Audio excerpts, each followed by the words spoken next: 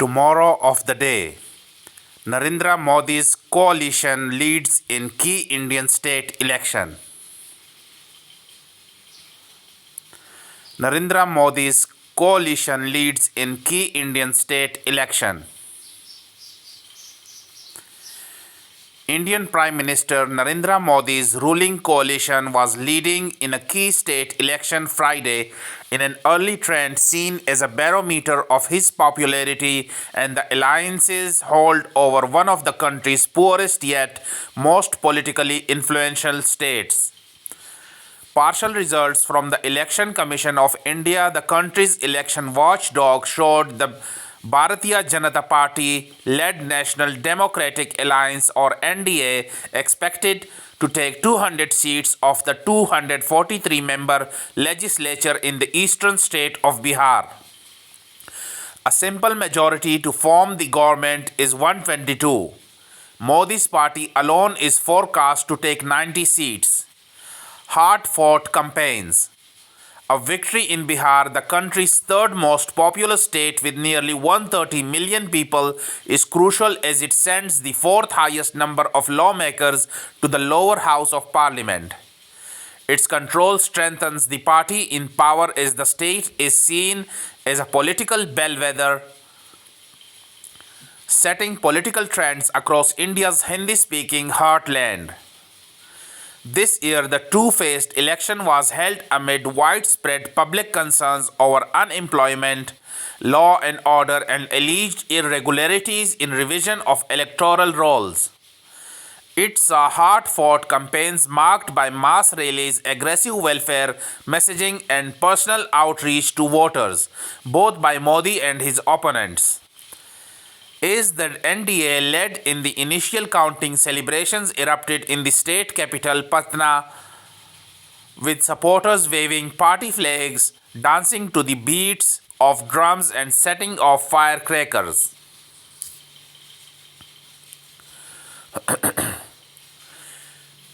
Politics. Trump's ties with Pakistan weaken the US-India strategic partnership.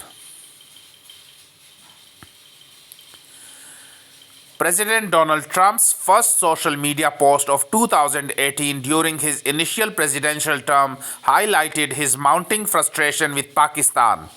Over the preceding 15 years, he lamented the United States had foolishly handed the country more than $33 billion in aid and gotten nothing but lies and deceit in return.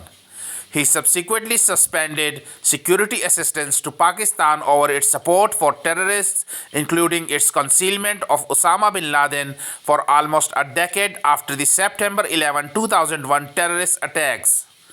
Today, Pakistan continues to provide safe haven as well as military and intelligence aid to terrorist groups.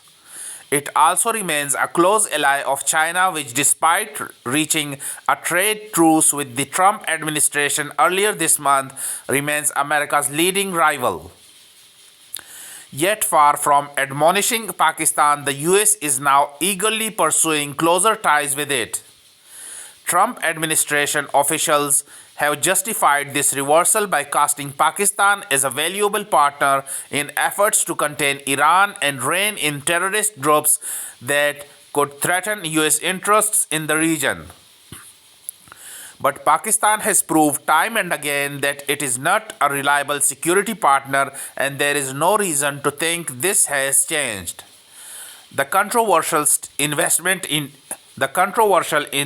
deal. The real explanation for Trump's embrace of Pakistan probably lies in the convergence of his personal financial interests and his transactional approach to foreign policy. Consider the controversial investment deal Pakistan signed in April with World Liberty Financial, a cryptocurrency firm majority owned by the Trump family.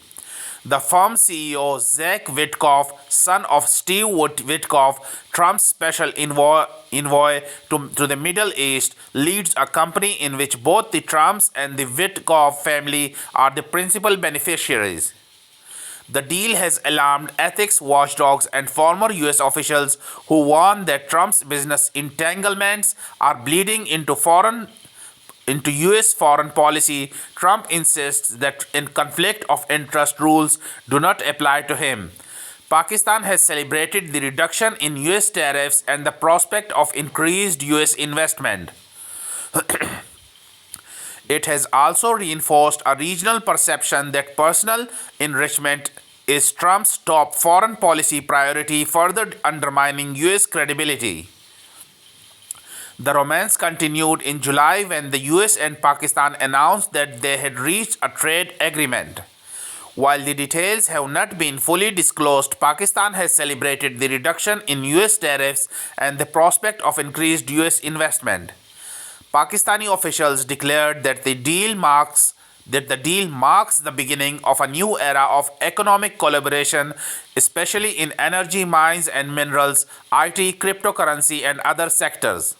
Since then, Pakistan has sought to build an image as a potential supplier of critical minerals that could help the US reduce its dependence on China's new near monopoly over rare earths. Critical minerals. In September, its military-linked Frontier Works organization signed a $500 million agreement with the private firm US Strategic Metals to develop critical mineral deposits in Pakistan. For Pakistan, this was not so much a business deal as a diplomatic coup. When Prime Minister Shehbaz Sharif and Pakistan's powerful military leader Field Marshal Asim Munir subsequently met with Trump in the Oval Office, they presented him with a polished wooden box containing mineral samples. Soon after, Pakistan dispatched a token shipment of enriched rare earths and other critical minerals to the US, a largely symbolic gesture meant to seal the new alignment. It is far from clear that Pakistan will be able to deliver meaningful quantities of rare earths to the US. But it is far from clear that Pakistan will be able to deliver meaningful quantities of rare earths to the US. The country's oft-repeated assertion that it possesses $6 to $8 trillion in mineral wealth is based on unverified estimates, and most of the claimed reserves lie in Balochistan and Khyber Pakhtunkhwa provinces, where active insurgencies make large-scale extraction highly risky. As one analyst quipped, Pakistan has long promised gold and delivered gravel. Trump is particularly susceptible to such grand promises, especially when they are accompanied by personal flattery. It is no accident that Pakistan's leaders have lavished Trump with over-the-top praise, even nominating him for the Nobel Peace Prize he so covets. For a president whose diplomacy often hinges on personal rapport, such gestures can have an outsized impact. It seems that Pakistan has cracked the Trump code. Emboldened, Pakistan's leaders have pushed through a constitutional amendment that elevates the army chief, whom Trump extols as his favorite field marshal, to the position of de facto ruler, reducing the elected government to little more than a civilian facade. India's diplomatic and security interests. For India, the Trump administration's embrace of Pakistan feels like betrayal. The country has spent over 2 decades cultivating a strategic partnership with the US, grounded in shared democratic values and a mutual desire to counter China. Now the US is actively working against India's diplomatic and security interests. The problem extends beyond Trump's deal-making with Pakistan. In India's view, the tariffs amounted to political retribution and extension of the diplomatic feud over Pakistan. Last May, after a 3-day military clash between India and Pakistan ended in a ceasefire, Trump publicly took credit for stopping the fighting. India flatly denied the claim, with Prime Minister Narendra Modi stating that he had never even spoken to Trump during the conflict. But Trump stuck to his story, crediting his own trade threats rather than India's targeted airstrikes for the truce. This undermined Modi's standing at home and reinforced the view in India that the US cannot be trusted. Modi's refusal to endorse Trump's bid for a Nobel Peace Prize deepened the rift. Soon the spat spiraled into a trade war with Trump imposing a 25% tariff, later raised to 50% on imports from India, supposedly over India's own trade barriers and continued purchases of Russian oil. In India's view, the tariffs amounted to political retribution and extension of the diplomatic feud over Pakistan.